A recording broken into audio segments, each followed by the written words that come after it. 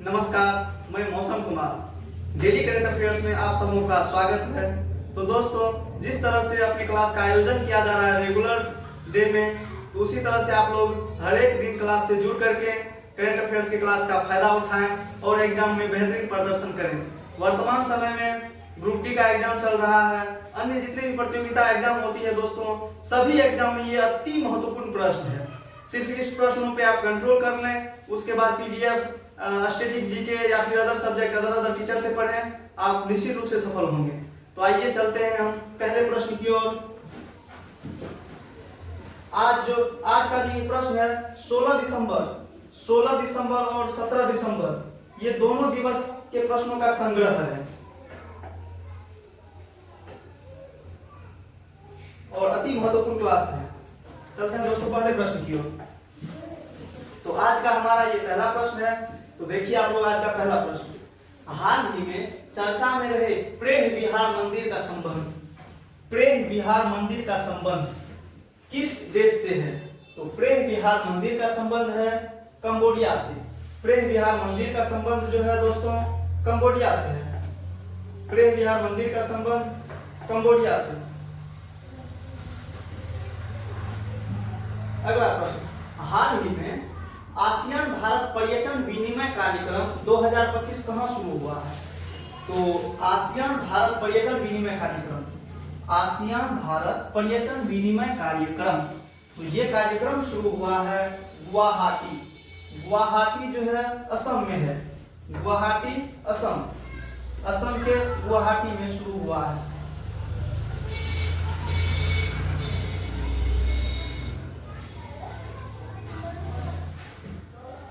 अगला प्रश्न, हाल ही में कोपरा जलाशय किस राज्य की पहली रामसर साइट घोषित हुई है? तो किसी राज्य की पहली रामसर साइट जो घोषित हुई है, ये हुई है छत्तीसगढ़ राज्य की कोपरा जलाशय। छत्तीसगढ़ राज्य की कोपरा जलाशय जो है, ये हुई है छत्तीसगढ़ राज्य की कोपरा जलाशय रामसर साइट में घोषित हुई है। अगला प्रश्न, हाल ही में केंद्रीय कैबिनेट मंत्री ने किस देश में 100% FDI foreign direct investment FDI की मंजूरी दी है?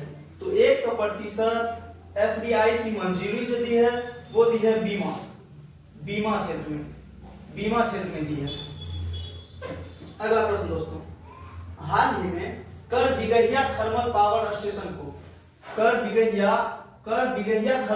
स्टेशन को देश का पहला पावर म्यूजियम बनाने की घोषणा हुई है। तो दोस्तों, देश का पहला पावर म्यूजियम जो है ये किस राज्य में बनने की घोषणा हुई है? तो जवाब दीजिए आप लोग। ये घोषित हुई है अपने राज्य बिहार में घोषित हुई है। बिहार के पटना जिला में ये बनने की घोषणा हुई है। ये म्यूजियम बिहार के पटना जिला में बनने की घोषणा हुई है। चलिए दोस्तों, चलते हैं हम लोग अगले प्रश्न की ओर। अगला प्रश्न है, हाल ही में दादा भाई नौरोजी की 200वीं जयंती के उपलक्ष्य में रिसेप्शन का आयोजन कहां हुआ है?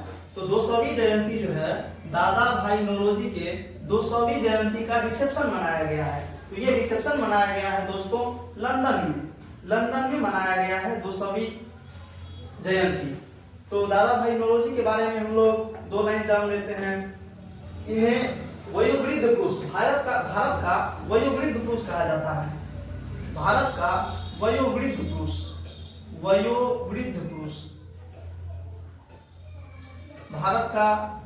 पुरुष कहा जाता है। तो दोस्तों, दादा भाई नौरोजी ने जो है कांग्रेस अधिवेशन के 3 अधिवेशन की अध्यक्षता की थी। तो ये 3 अधिवेशन की जो अध्यक्षता की थी, एक की थी 1886 ईस्वी में, और एक 1893 ईस्वी में, और तीसरे अधिवेशन की जो अध्यक्षता की थी 1906 ईस्वी में। तो इन तीनों अधिवेशन का आयोजन जो है किस किस शहर में हुआ था? तो ये हम लोग जान लेते हैं। पहले अधिवेशन की जो पहली बार जो अध्यक्षता किए थे, ये किए थे कलकत्ता में किए थे। कलकत्ता में। और दूसरी बार जो अध्यक्षता किए थे वो किए थे लाहौर में, दूसरी बार लाहौर में, और तीसरी बार पुनः कलकत्ता में ही किए थे, तीसरी बार पुनः कलकत्ता में ही किए थे। तो इस तरह से दोस्तों इसको याद कर लें कि दादा भाई नौरोजी ने 1886 में, 1893 में और 1906 में कांग्रेस अधिवेशन की अध्यक्षता की थी। दोस्तों ये जो है ब्रिटिश संसद में भारत की ओर से सदस्य होने वाले पहले भारतीय थे जिन्होंने ब्रिटिश के संसद में सदस्यता हासिल की थी। चलते हैं दोस्तों हम लोग अगले प्रश्न की ओर। हमारा अगला प्रश्न है, हाल ही में राष्ट्रीय ऊर्जा संरक्षण पुरस्कार 2025 के तहत ग्रुप वन के तहत किसे पहला पुरस्कार मिला है? तो ये पहला पुरस्कार मिला है कर्नाटक राज्य को, कर्नाटक राज्य को मिला है राष्ट्रीय ऊर्जा संरक्षण पुरस्कार 2025, राष्ट्रीय ऊर्जा संरक्षण पुरस्कार 2025 मिला है कर्नाटक राज्य को ग्रुप वन के तहत। अगला प्रश्न, हाल ही में किस राज्य ने नक्सलवाद से मुक्त होने की घोषणा की है? तो नक्सलवाद से मुक्त होने की घोषणा की है मध्य प्रदेश राज्य। दोस्तों मध्य प्रदेश राज्य जो है अपने आप को नक्सल मुक्त राज्य घोषित होने, नक्सल मुक्त राज्य होने की घोषणा कर दी है। यानी कि यहाँ पे नक्सली जो है लगभग जीरो के रूप में कहा जाए, यानी कि नक्सली जो है यहाँ पे नहीं के बराबर है। ठीक, तो हमारा अगला प्रश्न, हाल ही में स्क्वैश विश्व कप 2025 का खिताब, स्क्वैश विश्व कप 2025 का खिताब किसने जीता है? तो ये देश जीता है अपना देश भारत, अपना देश भारत जीता है स्क्वैश विश्व कप 2025। और किस देश को हराकर जीता है ये आप लोग कमेंट में बताएं। वो यानी कि उपविजेता टीम कौन सा है? तो उपविजेता टीम है, उपविजेता है, आप लोग आंसर दीजिए उपविजेता टीम कौन सा है? तो इस कप का उपविजेता टीम है हांगकांग, हांगकांग।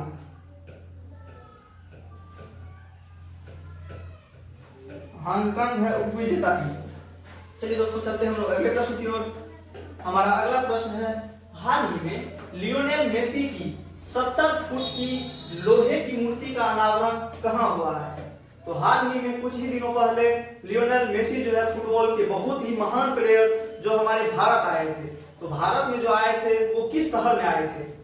वो आए थे कलकत्ता में, कलकत्ता में आए थे।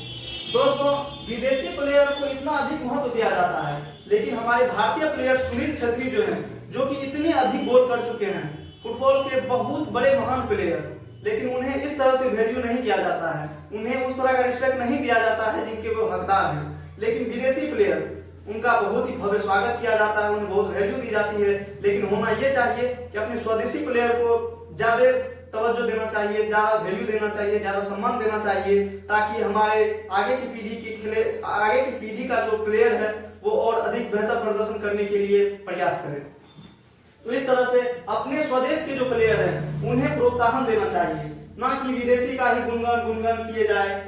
तो ठीक है दोस्तों, आगे से ध्यान रखें कि मतलब अपने स्वदेश के जितने भी खिलाड़ी हैं, एथलीट हैं, उन्हें प्रोत्साहन दें। अगला प्रश्न, हाल ही में भारत सरकार ने किस देश के साथ फार्माकोपिया सहयोग को मजबूत करने के लिए समझौता ज्ञापन किया है?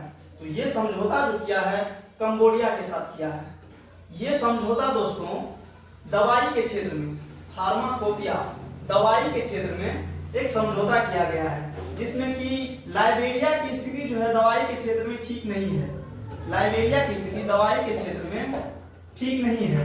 तो ये जो है भारत के साथ एक समझौता किया है, भारत के साथ एक समझौता किया है, जिसमें कि भारत जो है लाइबेरिया की मदद करेगी दवाई के क्षेत्र में। ठीक है दोस्तों, चलते हैं हम लोग अगले प्रश्न की ओर। हमारा अगला प्रश्न है, हाल ही में किस राज्य की पोंडुरु खादी को जीआई टैग मिला है? आंसर दीजिए आप लोग, किस राज्य की पोंडुरु खादी को जीआई टैग मिला है? तो ये जीआई टैग मिला है आंध्र प्रदेश राज्य को, आंध्र प्रदेश राज्य के पोंडुरु खादी को जीआई टैग मिला है। हमारा अगला प्रश्न दोस्तों, अगला प्रश्न, हाल ही में किस राज्य सरकार ने मेरी योजना पोर्टल लॉन्च किया है? तो मेरी योजना पोर्टल लॉन्च किया है आंसर दीजिए आप लोग कि मेरी योजना पोर्टल किस राज्य में लॉन्च किया है। तो मेरी योजना पोर्टल लॉन्च किया है उत्तराखंड राज्य में। उत्तराखंड राज्य मेरी योजना पोर्टल लॉन्च किया है। हमारा अगला प्रश्न है, हाल ही में भारत के मुख्य सूचना आयुक्त पद की शपथ किसने ली है। तो मुख्य सूचना आयुक्त पद की शपथ ली है राजकुमार गोयल। राजकुमार गोयल ने मुख्य सूचना आयुक्त पद की शपथ ली है। राजकुमार गोयल मुख्य सूचना आयुक्त पद की शपथ ली है। जैसे ही मैं दोस्तों पहले प्रश्न का आंसर दूं, आप लोग तुरंत अपने आप में भी इस प्रश्न को दोहरा लें, जिससे कि ये अच्छी तरह याद हो जाए। और ये प्रत्येक प्रश्न, एक भी प्रश्न ऐसा नहीं है कि जो महत्वपूर्ण ना हो। प्रत्येक प्रश्न एकदम से चुना हुआ प्रश्न है। इनको आप लोग बिल्कुल अच्छी तरह से याद करके जाएं और एग्जाम में अच्छा प्रदर्शन करें। अगला प्रश्न, हाल ही में नवंबर 2025 के लिए किसे नवंबर 2025 के लिए ICC player of the month चुना गया है। तो ये चुना गया है, पुरुष में चुना गया है साइमन हार्मर और महिला में शेफाली वर्मा। इन दोनों प्लेयर को नवंबर 2025 के लिए ICC player of the month, November month के लिए ICC player of the month चुना गया है। अगला प्रश्न, हाल ही में भारत ने स्टैनफोर्ड के ग्लोबल एआई वाइब्रेंसी इंडेक्स 2025 में कौन सा स्थान हासिल किया है।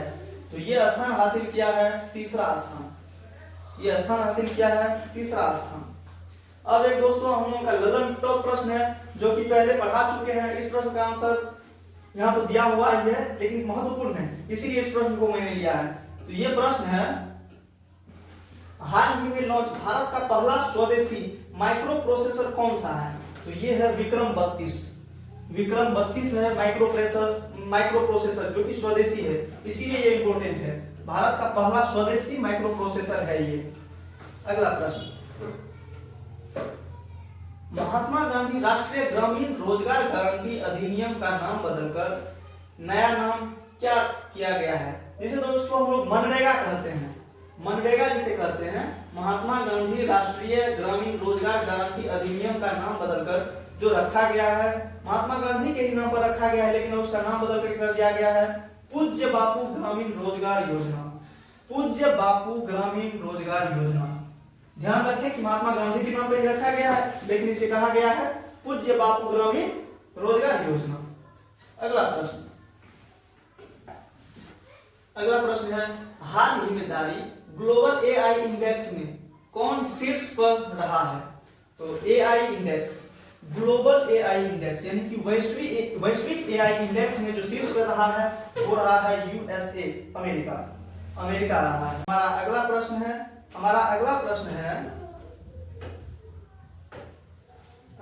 दोस्तों, हाल ही में किस WWE आइकॉन ने संन्यास की घोषणा की है। तो ये घोषणा की है जॉन सीना।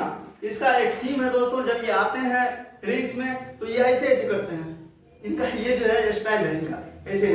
और इनके साथ ही आप लोग जॉन सीना को पहचानते ही होंगे। ये है John Cena the legend John Cena ने दोस्तों संन्यास की घोषणा कर दी है। तो इस तरह से जॉन सीना जो है 17 बार के विश्व चैंपियन रह चुके हैं। 17 बार जो है ये विश्व चैंपियनशिप जीत चुके हैं WWE का। भाई बहुत ही खतरनाक प्लेयर थे, मोस्ट पावरफुल प्लेयर। तो ठीक है दोस्तों, इस तरह से हमारा आज का ये अंतिम प्रश्न समाप्त होता है। लेकिन नहीं, एक क्वेश्चन और बचा हुआ है। हमारा अगला प्रश्न है, 2025 में दुनिया का सबसे शक्तिशाली पासपोर्ट किस देश का घोषित हुआ है। तो दुनिया का सबसे शक्तिशाली पासपोर्ट घोषित हुआ है यूएई का पासपोर्ट जो है सबसे शक्तिशाली घोषित हुआ है। यूएई का पासपोर्ट, यूएई।